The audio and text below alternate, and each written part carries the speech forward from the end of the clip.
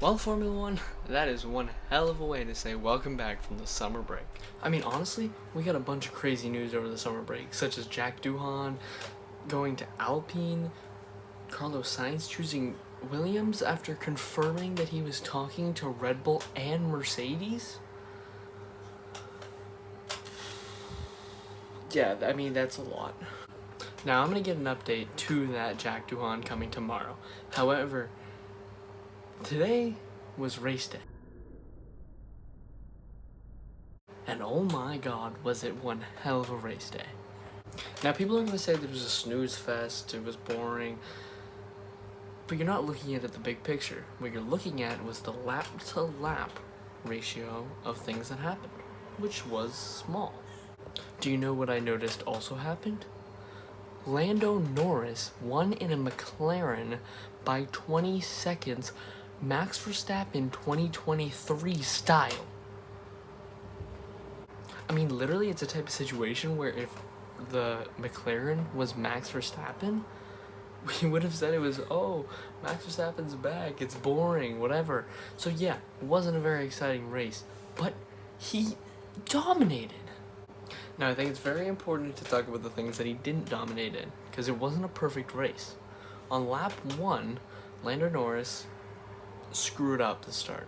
I don't know what it was, I'm no expert, because they had the exact same starting time, but he just completely botched it. I would assume the gear shifts going into the first corner, and Max Verstappen took off. You want to talk about something that was boring? The second that Max Verstappen took off in turn 1, I thought that it was over. The championship sealed, nothing, nada. But surprisingly, that wasn't how it was going to end. I mean, the weight of the world is on Lando Norris. He has to win it now, or he's not going to win a championship this year. And he knew that. I think that we've been seeing enough to be able to diagnose Lando Norris with depression just from interviews. But somehow he kicked in today that he needs to do it, or he's not going to do it at all, and he did it. And on lap 19, he caught up to Max Verstappen and overtook him easy as pie. And that shocked me. From then on out, there was no competition between the two.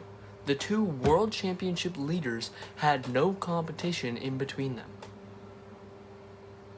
That is insane. I mean, do you guys remember when we all had in our bingo cards that maybe Lando Norris would be able to get 1 or 2 wins? If anyone had it on their bingo card that he would get a win by 20 seconds or above, please comment that down below, because I don't believe you. Now, that's enough of that. Let's talk about some more interesting things, like Charles Leclerc, amazing performance, and Oscar Piastri being the victim of McLaren this week, I guess. Leclerc was able to finish 3rd, after basically pulling off a better strategy than Oscar Piastri, which was terrible. Now, I mean no hate to Leclerc. He probably would have gotten this 3rd place, whether they pitted at the same lap or they didn't. But I just kind of want to shine some light on this as an Oscar Piastri fan, that it's not his fault. I mean, who pits someone on the last lap of the window? Why would you do that? It was so late. But putting that aside, we get to an also impressive performance. Carlos Sainz getting 5th place. Now, why is this so impressive from someone in a Ferrari? Well, first of all, the Ferrari is basically an Alpine at this point. It's not all that great, just because they had one good weekend. But also, he started in 10th place after getting knocked out in Q2, but Alexander Albon got pretty much disqualified with how he performed. Let's go to next, which is probably the most disappointing news for a lot of Formula One fans. Sergio Perez. 6th place. Do you know what 6th place means? Probably keeping his seat. That's what it means. I don't know if we're going to be seeing any Daniel Ricciardo next year. I do expect that at some point we'll get some sort of true clarification from management, or really some serious statement by Perez himself on what the hell is happening. You know, has Daniel Ricciardo actually even been approached? It seems like it's going on for too long. They need to do it or they need to not do it. Next, in 7th and 6th, we have the Mercedes. This is a tough one. I'm impressed by Lewis Hamilton, because he started in like 13th, finished in 8th. But George Russell fell all the way from 4th to 7th in a race that we thought that Mercedes could have a chance at winning.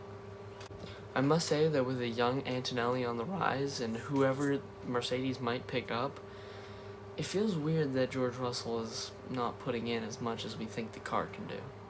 Overall, what really boils down to in this race was the difference between Max Verstappen and Lando Norris, and how that could continue in the next 9 races. I mean, if Lando is able to win every race by 20 seconds, we'll absolutely be seeing Lando Norris be champion in Abu Dhabi. That is basically a quick rundown of what happened in the Dutch Grand Prix. Not all that much, I will say. I think that the most important part is to remember the 70-point difference in the championship right now, which I assume we'll be seeing cut down. Other than that, not too much, and I hope you enjoy the rest of your day, and have a good day.